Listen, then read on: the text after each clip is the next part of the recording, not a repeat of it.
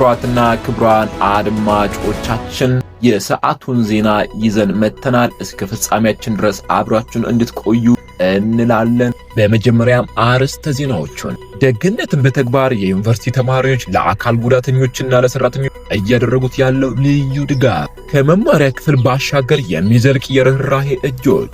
ከመቀሌ ዩኒቨርሲቲ የሚገኙ ተማሪዎች ከመደበኛው የመጽሐፍ ትምህርት በዘለለ ሰብአዊነትን በተግባር እያሳዩ ይገኛሉ። በዩኒቨርሲቲው የሚገኙ የበጎ አድራጎት ክበባት አባላትና መሪዎች አካል ጉዳተኞች እና የልበ ብርሃን ተማሪዎችን ልብስ በማጠብና የዕለት ተዕለት ድጋፍ በማድረግ የሚደነቅ ተግባር እያከናወኑ ይገኛሉ። ከዚህም በተጨማሪ እነዚህ ተማሪዎች ከዩኒቨርሲቲው ቅጥር ግቢ ውጭ በሚገኘው የፍሬምናጦስ የበጎ አድራጎት ተቋም በመገኘት ተመሳሳይ ድጋፎች ሲያበረክቱ ቆይተዋል። ሰብአዊነቱ በዚህ ብቻ አላበቃም። በቅርቡ በዩኒቨርሲቲ ውስጥ ከመጀመሪያ ፎቅ ላይ ወድቃ ከባድ አደጋ ደርሶባት የነበረችውንና አሁን ላይ በማገገም ላይ የምትገኘውን የጽዳት ሰራተኛን በቀጣይ ሳምንት በቤቷን በመገኘት ለመጠየቅና ድጋፍ ለማድረግ ዝግጅታቸውን አጠናቀዋል። ዛሬ እነዚህን ተማሪዎች የደግነት ጉዞና የተጎጂዋን ሰራተኛ ተስፋ ሰጪ ሁኔታ በዝርዝር እንቃኛለን። ከዜናዎቹ ጋር አብሬያችሁ የምቆየው አዲሱ ተሾመ ነኝ። እስከ ዜናዎቹ ፍጻሜ ድረስ አብራችሁኝ ቆዩ። እነሆ ዜናዎቹን በዝርዝር ማቅረብ ጀመርኩኝ። ውድ ተመልካቾች፣ በመቀለ አዲ ሐቂ ካምፓስ በመገኘት የቻሪቲ ክለብ ዋና መስራች የሆኑትን ተማሪ እዮብን ስለ ክለቡ አመሰራረት እንዲሁም ክለቡ በዋናነት አተኩሮ እየተንቀሳቀሰ ያለባቸውን ትኩስ ዝርዝር ዜናዎች ከራሱ ከመስራቹ አንደበት የማሰማችሁ ይሆናል። ወደ ጥንቅሩም እናምራ። እንዴት ነህ? ሰላም ነው። ስምህን አስተዋውቀን። እዮብ አንዳምነህ እባላለሁ። ማርኬቲንግ ማኔጅመንት የሶስተኛ ዓመት ተማሪ ነኝ። የበጎ አድራጎት ክለብ ዋና መስራች አንተ ነህና ለአንተ የሚሆን አንዳንድ ጥያቄዎችን ይዣለሁ። ፈቃደኛ ከሆንክ ልጠይቅህ ቅሬታ? ችግር የለውም። እሺ፣ የመጀመሪያ ጥያቄ የሚሆነው ይህ የበጎ አድራጎት ክለብ በመቀሌ ዩኒቨርሲቲ እንዲመሰረት ዋናው መነሻ ምክንያት ምን ነበረ? ግቢ ውስጥ ስንኖር የተለያዩ የማህበራዊ ተግዳሮቶች ደግሞ ክፍተቶችን እንመለከታለን። ለእነዚህ ክፍተቶች ደግሞ ከራስ መጀመር የተሻለ ነው በሚል ወይም ደግሞ ሰዎችን አሰባስበን የተሻለ ነገር ማምጣት ይቻላል በሚል ከራስን ጀምር በሚል ተሰባስበን መስርተነዋል ማለት ነው። በጣም ደስ ይላል። በፍሬምናጦስ የበጎ አድራጎት ተቋም ለሚገኙ የአእምሮ ህሙማን እንዲሁም አረጋውያን መጎብኘት ለምን ወሰናችሁ? ማለት ፍሬምናጦስ ሄዳችሁ ጎብኝታችሁ ነበር? እንደሚታወቁ ፍሬምናጦስ የአረጋውያንና የህፃናት እንዲሁም ደግሞ የአእምሮ ህሙማን መርጃ ማዕከል ሄደን የጎበኘንበት ሰዓት ነበር። ያን ያደረግንበት ዋናው ዓላማው መጀመሪያ ይሄ የቻሪቲ ክለብ ሀሳብ ከተለያዩ ሜምበር ወይም ደግሞ የስራ ድርሻ አካል ስናገር የተለያዩ ክፍተቶች ነበሩ ማለት ለዚህ ለቻሪቲ ወይ ደግሞ ለበጎ አድራጎት ተነሳሽነት ምናምን ማነሶች ነበሩና ያንን ይፈታልናል ብለን ሳስብ፣ ምክንያቱም መቀሌ ላይ ከሚገኙ ትላልቅ ድርጅቶች መካከል አንዱ ነው የፍሬምናጦስ የአረጋውያን መርጃ ማለት ነው። ኢነርጂ ይሰጠናል ሄደን ጎብኝታቸው ነበር። የእውነትም ደግሞ ኢነርጂ ሰጥተውናል። ምክንያቱም እዛ ሲከናወኑ ያሉ ነገሮች የሚያስገርሙ ነገሮች ናቸው። ከተተባበርን እንዲሁም ደግሞ አንድነት ትልቅ ለውጦችን ማምጣት የሚያስችሉ ናቸው ብለን አስበን ነበር። ያንንም ደግሞ ሰጥቶናል በትንሹም ቢሆን። ሌላኛው ጥያቄ የሚሆን ድጋፍ ለሚያስፈልጋቸው ተማሪዎች የንጽህና መጠበቂያ ወይንም ደግሞ ሞዴሶች የምታቀርቡት በምን አይነት መስፈርት ነው የሚለውን ጥያቄ ብጠይቅ ደስ ይለኛል። መጀመሪያ ይህ ሀሳብ ሲመጣ ሞዴስ ፍላጎት ላላቸው ወይ ደግሞ መግዛት አቅም ሌላቸው ብለን ስናስብ ነገር በጣም አስቸግሮ ነበር፣ እንዴት እንለይ የሚለው ነገር ማለት ነው። ከዛ በኋላ የመጡ ሶሉሽኖች ነበሩ። የመጀመሪያው ሶሉሽን ዶርም የሴቶች እርስ በርስ ስለሚታወቁ የተወሰኑ ሁለት ልጆችን በየዶርሙ ዘው እንደዚህ አይነት ክፍተት ያለባቸው ልጆች ጠይቀው ነበር። ወደ 43 አካባቢ ልጆችን ለይተው አምጥተው ነበር። እንዲሁም ደግሞ ስልክ ቁጥር በቻሪቲ ክለቡ የግሩፕ ቻናል በኩል ስልክ ቁጥሮችን ለጥፈን ነበር። የሞዴስ ፍላጎት ያላቸው ልጆች ለጥፈን ነበር። በእነዚህ መንገድ ወደ 43 ወደ 45 ተማሪዎች የሚጠጉ ልጆች ተመዝግበው ነበረ። በመጀመሪያ አጠቃላይ ከግቢው ተማሪዎች ሞዴሶችን ሰብስበን እነዚህ ለ43 ልጆች ሁለት የተሰበሰቡ ሁለት ኳዶችን ሰጠን ነበር። ከዛ በኋላ ግን ኳድ ማሰባሰቢያ መንገዶች በጣም እያነሱ ስለመጡ፣ ምክንያቱም ሁሉም ተማሪ ክፍተት ስላለበት እንደ ተማሪ አብዛኛው ተማሪ ጥገኛ ነው፣ የራሱ ስራ ስለሌለው ኳዶችን እየገዛ መስጠት አልቻለም። ስለዚህ በጣም ጥቂት ኳዶችን ግን ከሲኒማ አርብ ምሽቱን ከዛ የሚገኝ ገቢ የተወሰነ ኳዶችን እየሰበሰብን ነው 20 30 እና በየሁለት ሳምንቱ የሚመጣቸው ሴቶች አሉ ለየት ባለ ሁኔታ ማለት ነው። አስቸኳይ የሚያስፈልጋቸው ሴቶች ለጥቂት ሴቶች አሁን ድረስ እየሰጠን እንገኛለን። ለነፍስ ነው እየሰራቸው ልብስና ምስጋና ያስፈልጋቸዋል። በእውነቱ በዩኒቨርሲቲ ውስጥ የመጀመሪያ ፎቅ ላይ ወድቃ ጉዳት የደረሰባት የጽዳት ሰራተኛ ድጋፍ ለማድረግ ያነሳሳችሁ ምንድን ነው?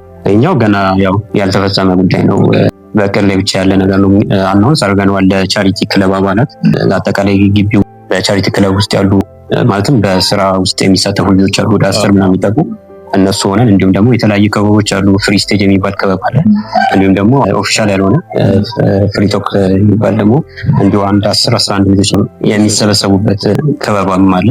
ከእነሱ ጋር የተወሰነ ገንዘብ አዋጣን መጀመሪያ ሄደን ለመጠየቅ ነው ያሰብነው። ከዛ በኋላ አናውንስ አድርገን ነው እነሱ የሚረዱበት መንገድ እንዲሁም ደግሞ ተማሪ ፓዶችን እየገዛን መስጠት አልቻልንም። ስለዚህ በጣም ጥቂት ፓዶችን ግን ከሲኒማ እናዘጋጃለን አርብ ምሽቱና ከዛ የሚገኝ የተወሰነ ፓዶችን እየሰበሰብን ነው 20-30 ፍሬ እና በየሁለት ሳምንቱ የሚመጣቸው ሴቶች አሉ ለየት ባለ ሁኔታ ማለት ነው። አስቸኳይ ላይ የሚያስፈልጋቸው ሴቶች ለጥቂት ሴቶች አሁን ድረስ እየሰጠን እንገኛለን። በጣም ደስ የሚል ለነፍስ ነው እየሰራችሁ ያላችሁት እና ምስጋና ያስፈልጋችኋል በእውነቱ። በዩኒቨርሲቲ ውስጥ የመጀመሪያ ፎቅ ላይ ወድቃ ጉዳት የደረሰባት የጽዳት ሰራተኛ ድጋፍ ለማድረግ ያነሳሳችሁ ምንድን ነው? እኛው ገና ያው ያልተፈጸመ ጉዳይ በቅር ላይ ብቻ ያለ ነገር ነው። አናውንስ አድርገነዋል ለቻሪቲ ክለብ አባላት። ለአጠቃላይ ግቢው ሄደን መጀመሪያ እዚሁ በቻሪቲ ክለብ ውስጥ ያሉ በስራ ውስጥ የሚሳተፉ ልጆች አሉ ወደ 10 ምናምን የሚጠጉ እነሱ ሆነን እንዲሁም ደግሞ የተለያዩ ክበቦች አሉ። ፍሪ ስቴጅ የሚባል ክበብ አለ። የተወሰነ እያገኘን ነው። አሁን እየሸፈነልን ያለው የፓዱ ሌላ ወጪ እየሸፈነልን አለም። የልብስ አጠባ እናደርጋለን ሁሌም በየሁለት ሳምንት አንድ ቀን አርባ። ለዛም የሳሙና ምናምን መግዣ ያስፈልገን ነበር። ነገር ግን እስካሁን ድረስ እሱን ከቨር ማድረግ ስላልቻለን ልብስ የምናጥበላቸው ለበብርሃን የምንላቸው አካላት አሉና ብሎክ 6 አካባቢ የሚገኙ ማለት ነው። እነሱ ራሳቸው አንዳንድ ኦሞ እየቻሉ እኛ የጉልበቱን እያሰባሰብን ተማሪዎችን ልብስ እያጠብን ነው። ነገር ፓድም እንዳልኩ ሌላ መንገድ እየፈለገ ነው። ኤንጂኦችን ለማናገር እየሞከረ የተወሰነ ደብዳቤዎችን በተነ የሆኑ ነገሮች አሉ፣ ግን በሀሳብ ደረጃ ስለሆኑ ያሉት አሁን መናገር ከባድ ነው። ስለዚህ እነዚህ መንገዶች ብቻ ነው ያሉት። ከተማሪው ገንዘብ መሰብሰብ ከባድ ነው። ያው እንደነገር ከተማሪ በመሰብሰብ እንዳልከው የሚከብድ ነው። ተማሪ ቋሚ የሆነ ገቢ ስለሌለው ማለት ነው። ወደ ቀጣዩ ጥያቄ ልዘዋወርና ተማሪዎች ትምህርታቸውን ጎን ለጎን እንዲህ ባሉ ሰብአዊ ስራዎች ላይ እንዲሳተፉ እንዴት ታበረታታላችሁ? በጎነት ከራስ ይጀምራል ነው። ሰላማዊ የሆነ ግቢን ለመመስረት እንዲሁም ደግሞ ሁላችንም የሆኑ ክፍተቶች ይኖርብናል ግቢ ውስጥ ከጥቂት ተማሪዎች በስተቀር ራሳቸውን በስራ ከሚደግፉ በስተቀር አብዛኛው ተማሪ ከቤተሰብ በሚመጣ ገንዘብ ነው ግቢ ውስጥ ጊዜውን የሚያሳልፈው። ሁሉም ሰው ያውቋል፣ የተወሰኑ ክፍተቶች ያጋጥሟል። እነዚህ ክፍተቶች አንዳንዶቹ በራስ ኃይል ጉልበት እንዲሁም ደግሞ በመታገስ ሊታለፉ የሚችሉ ነገሮች ናቸው። አሉ ደግሞ አሁን እንዳልነው ለምሳሌ የሴቶች ፓድ ጉዳይ ለምሳሌ ዛሬ የሰማሁት እርግጠኛ አይደለሁም፣ ግን ወደ 120 ተዘግቷል። ባለፈው 90 ብር ነበር፣ አሁን 120 ደርሷል። መጀመሪያ 60 ብር ነበረ።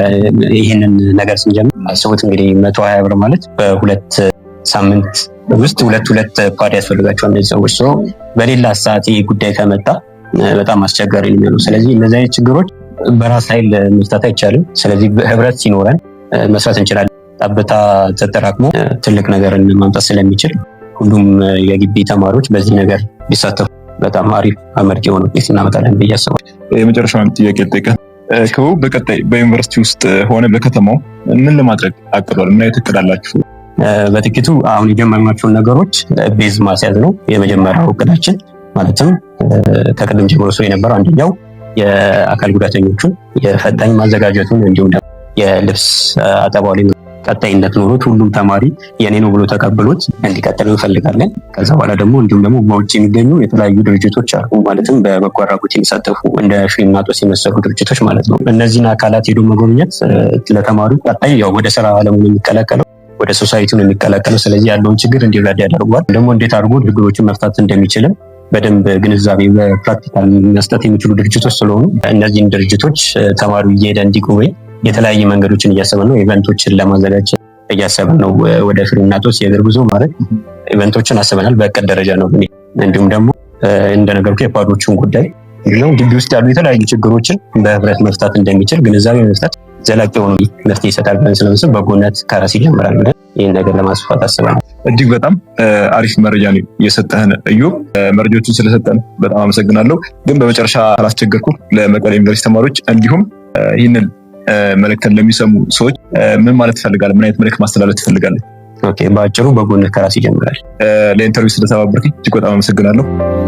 ውድ ቤተሰቦቼ አብረን እንደሰማነው የቻሪቲ ክበብ ዋና መስራች ተማሪ ኢዮብ ጠብታ ተጠራቅሞ ትልቅ ነገሮችን ይሰራል፣ እንዲሁም በጎነት ከራስ ይጀምራል ብለዋል። ከዚህ በመቀጠል ደግሞ የክበቡ አባል እንዲሁም ዋና መስራች የሆነችውን ቤተልሔም ለገሰን ስለ ተቋሙ ተግባራት አነጋግረን ወሬውን በዝርዝር ይዘን መተናል። ወደዚያው ልሰዳችሁ፣ ተከታተሉን።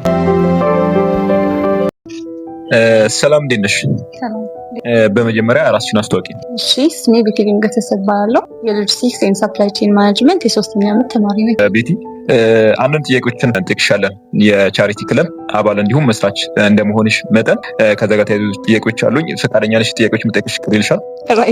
የመጀመሪያ ጥያቄ የሚሆነው በዚህ የበጎ አድራጎት ክበብ ውስጥ ተሳታፊ ለመሆን የወሰንሽበት ምክንያት ምንድን ነው የሚል ነው። እሺ፣ እኔ በዚህ የበጎ አድራጎት ተሳታፊ ለመሆን የወሰንኩበት ምክንያት ፍሬሽማን ከመጣን ጀምሮ እዚህ አድሃቂ ካምፓስ ብዙ ችግሮችን እያየሁ መጥቻለሁ እና እነሱን የግቢው አንድ አካል በመሆን ትንሽም በአቅሜ እንዳግዝና እንድፈታ ስለሚረዳኝ ነው። በፍሬምናጦስ ላሉ አእምሮ ህሙማን እንዲሁም ደግሞ አረጋውያን ስትረዱ የተሰማችሁ ልዩ ስሜት ምን ነበረ? ያው ሁላችንም እንደምናውቀው የሰው ደስታ ስታይ ደስታን ይመጣልና እኛም እነሱ ጋር ደስታ ፊታቸው ላይ ስናይ እነሱ የመሰማትና የመደመጥ ስሜት ሲሰማቸው እኛ በጣም ደስ ብሎን ነበር። ፍሬምናጦስ በሄዳችሁበት ጊዜ ለየት ያለ አጋጣሚ ገጥሟችሁ ነበረ? አዎ፣ በጣም ለየት ያሉ አጋጣሚዎች ነበሩ። ባይገርም እዛ ያሉ ሰዎች ከገንዘብና ለቁሳዊ ከሆነ እግዛት በላይ በጣም የሚያስፈልጋቸው የሰውን አጠገባቸው ሆኖ እኔ ያለሁላችሁ፣ እኔ እሰማችኋለሁ፣ ለእናንተ የሚቆም ሰው አለ እንዲባል ነውና ሰው በዚህ ልክ ሰውን ሲራብ ስታይ በጣም ይገርማል። ሶስተኛው ጥያቄ የሚሆነው ከክፍል ትምህርት ውጪ እንዲህ አይነት የተግባር ስራዎች ለአንድ ተማሪ ምን አይነት ጥቅም አለው ብለሽ ታስቢያለሽ? ፍቴ ለአንድ ተማሪ ከክፍል ወጥቶ እንደዚህ አይነት ስራ ላይ ሲሳተፍ መጀመሪያ ላይ ማህበራዊ ህይወቱን ያደራጃል፣ ሶሻብል ይሆናል ማለት ነው። በዛ ላይ ከብዙ ሰዎች ጋር የመተዋወቅ እድሉን ያገኛል። ከብዙ ሰዎች ጋር ሲተዋወቅ ደግሞ ብዙ አጋጣሚዎች፣ ብዙ እውቀቶች እና ብዙ ነገሮችን ይሸምትበታል። በእርዳታ ስራዎች ወቅት የሚያጋጥሟችሁ ዋና ዋና ፈተናዎች ምንድን ናቸው? አብዛኛው ጊዜ ችግሮች የሚመጡት ከግቢው እኛ ለመርዳት ወይም ለማገዝ በምናስብበት ጊዜ በጀት አለ፣ ማስፈቀድ አለብን። ፖዚቲቭሊ ነገሮችን ብዙ ጊዜ አያዩትም እና እሱ ላይ ችግር አለ እንጂ ተማሪውን ሁሉም ኮሚትድ ነው ለማገዝ አብሮ ለመስራት። በመጨረሻ ለግቢ ተማሪዎች እንዲሁም ደግሞ ቻሪቲ ክለብ ላይ ላሉ አባላት እንዲሁም ግቢ ውስጥ ላሉ የግቢ አመራራት ምን አይነት መልእክትን ማስተላለፍ ትፈልጊያለሽ? ለቻሪቲ ክለብ ወይም የብርቱ ክለብ አባላት በሙሉ እስካሁን እየሰራ ነው የመጣነው ነገር በጣም አርኪ ነው። ከእንግዲህ በኋላ ደግሞ ከዚህ የበለጠ ብዙ ስራዎች እንደሚጠበቅብን ለመናገር ፈልጋለሁ። ተማሪዎች ደግሞ እስካሁን ድረስ አብራችሁን ስለነበራችሁ ከእንግዲህ በኋላም እኛ ጋር መሆናችሁ አይለየን ማለት ፈልጋለሁ። አስተዳደሩ ደግሞ ነገሮችን ፖዚቲቭሊ በማየት እኛ ጋር ወይም ከጎናችን እንዲቆም አክብሮት ጠይቃለሁ። በጣም አመሰግናለሁ ቤቲ፣ የቻሪቲ ክለብ መስራች እንዲሁም አባል። ለጥያቄዎቻችን ስለተባበርሽን እጅግ በጣም አመሰግናለሁ። እኔም አመሰግናለሁ።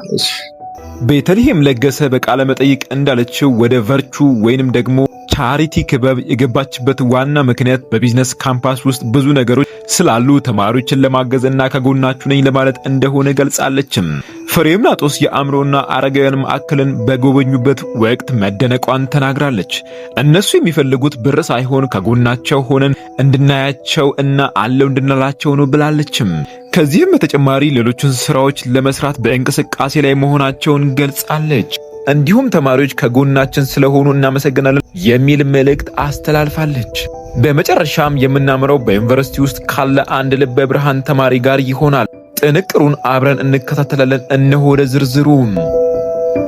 ሰላም፣ እንዴት ነህ? እግዚአብሔር ይመስገን ሰላም ነው አለን። ሙሉ ስምህንና የምትማርበትን ዲፓርትመንት እስኪ ያስተዋውቀን። አመሰግናለሁ።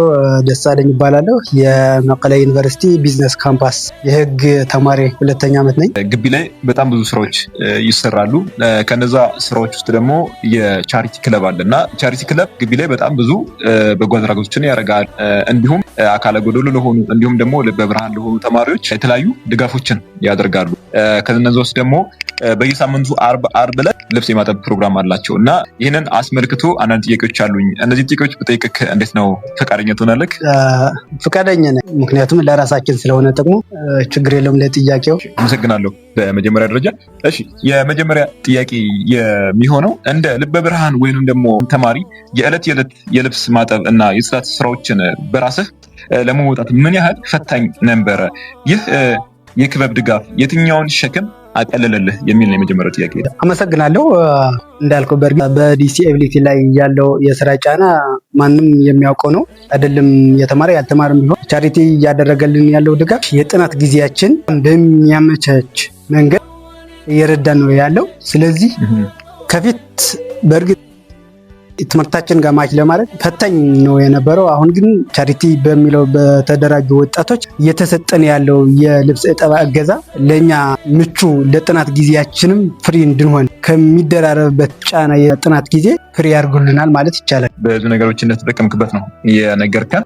ሌላኛው ጥያቄ የሚሆነው ሌሎች ተማሪዎች በትርፍ ጊዜያቸው የእናንተን ልብስ ለማጠብና እናንተን ለመርዳት መምጣታቸው በዩኒቨርሲቲ ውስጥ ባላቸው የተማሪዎች ግንኙነትና የወንድማማችነት ስሜት ላይ ምን አይነት ለውጥ አምጥቷል የሚለው ነው። በእርግጥ ትክክል ነው። አንድ ሰው ከቦታ ቦታ ሲንቀሳቀስ ሰው ያስፈልገዋል። አንድ ብቸኝነት የሚባለው ነገር ሶሻብል ሆነን ከማንኛውም ህብረተሰብ ጋር ከተማሪ የትም አካባቢ የመጡ ናቸውና ይህን መልካም በጎ ስራ እያደረጉ ያለ። ስለዚህ ይህን በማድረጋቸው ለነሱ ጊዜያቸውን ጉልበታቸውን ሉዝ አድርገው ነው ለኛ ይሄን መልካም ነገር እየፈጸሙ ያሉትና በጣም እንድንባባ ጓደኛሞች ቀጣይነት ባለው መንገድ ከሰዎች ጋር በቀላሉ እንድንባባ አድርገውናል ማለት ይቻላል። ቀደም ሲል ለጽዳትና ለልብስ ማጠብ የምታባክኑት ጊዜ በክበቡ አባላት በመሸፈኑ በትምህርታችሁ ላይ ይበልጥ ትኩረት እንድታደርጉ ምን ያህል ረድቷቸዋል? በእርግጥ እንደገለጽኩት ለኛ እገዛ በማድረጋቸው የራሳቸውን ጊዜ ሳክሪፋይ አድርገውት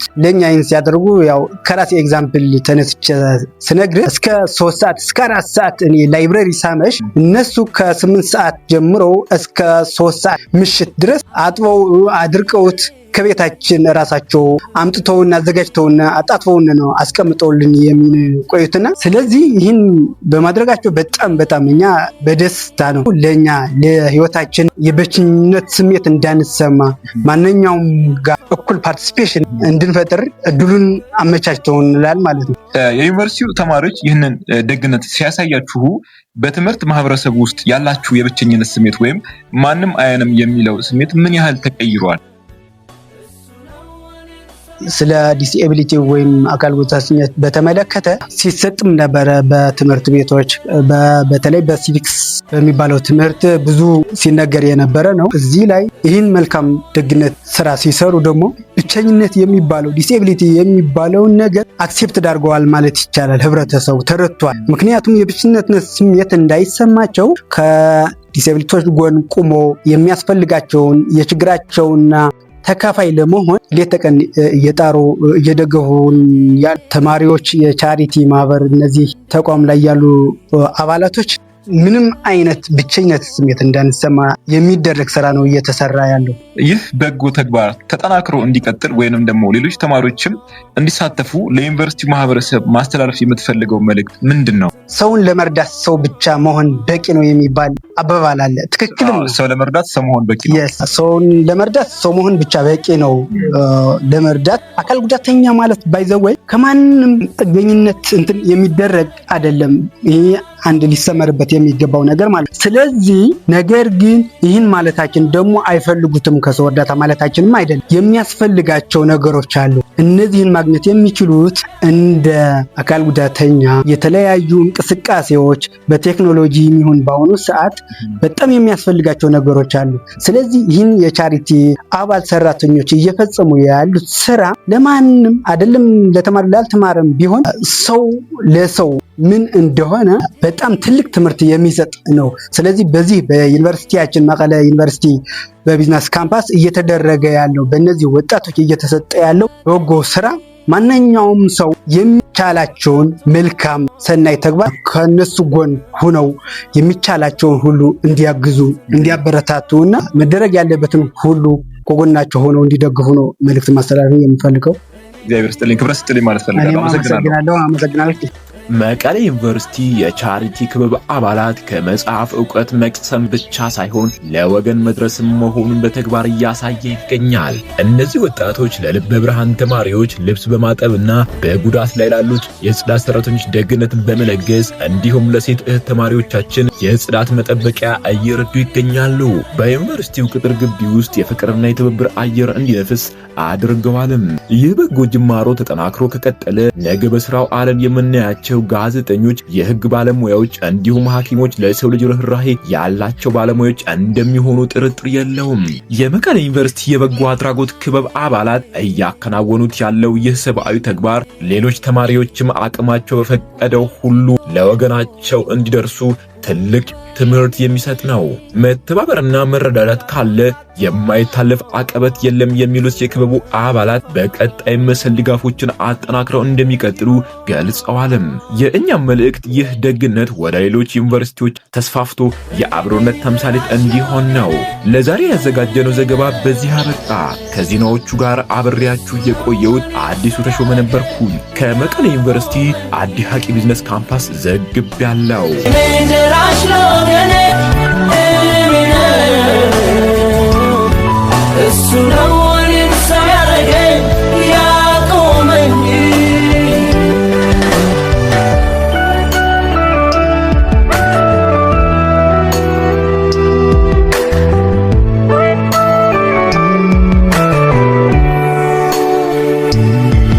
አባት እናቴ እህት ወንድሜ ጭንቁ በርትቶ ውድ ወገኔ እጅ አጥሮታቶ ስለምን ያልፋል ሞትን በሕይወት